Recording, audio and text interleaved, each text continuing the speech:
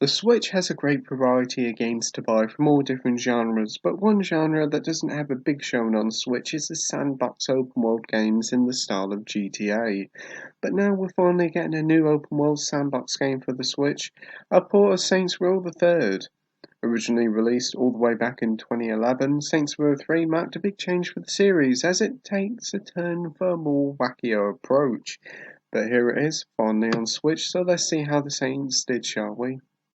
Saints Row 3 follows the tale of the popular street gang as they're trying to do a heist, but unfortunately it all goes belly up and the Saints end up in some serious trouble with various other gangs.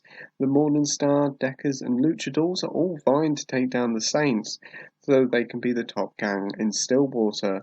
It's a daft tale, but it's very over the top. It may not be a very deep one, but it's a lot of fun, full of crazy characters. Main missions include a typical mix of over-the-top action set-pieces, shootouts, cover and escort missions. The mission variety can get a little bit samey, but damn, some of the scrapes you get yourself into are absolutely hilarious.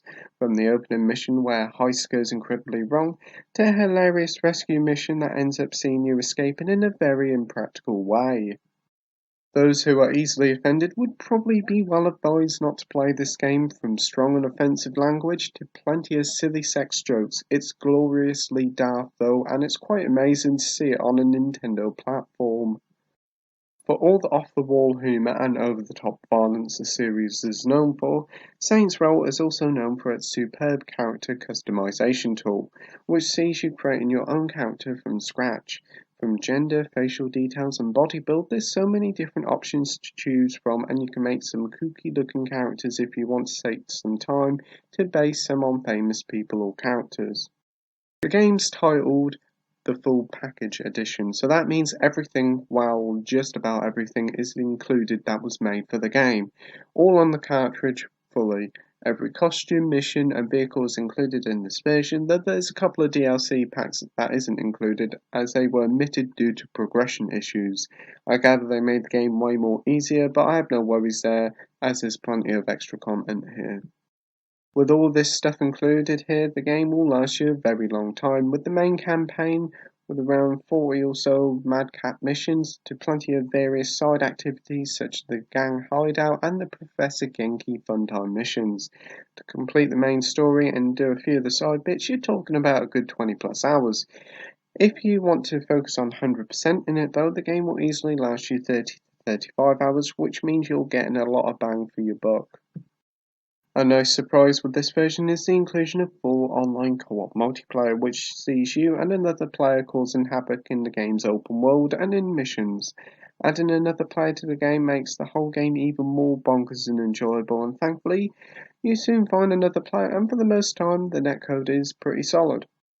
As for the game's presentation, it's a pretty disappointing showing, to be honest.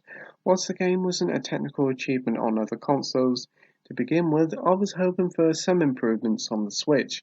I mean, it is a more powerful console after all. But whilst the resolution has been buffed up to 1080p docked and 720p in handheld mode, the game is played with some pretty damning issues.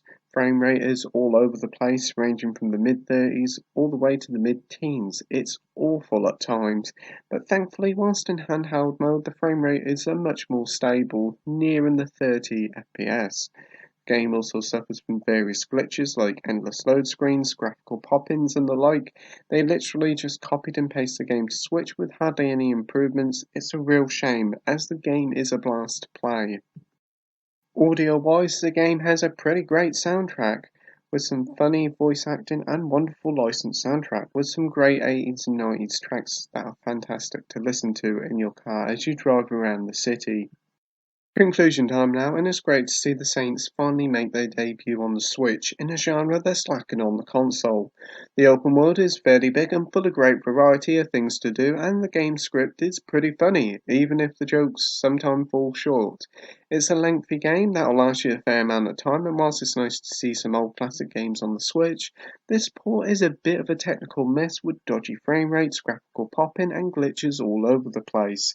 That being said, it's truly impressive playing the game in handheld mode, with all being said and done, I'm giving Saints Row the Third, the full package on the Nintendo Switch, a 7 out of 10 with the title of good. Thank you for watching my review, like, rate and subscribe, and until next time, happy gaming. Bye. Bye.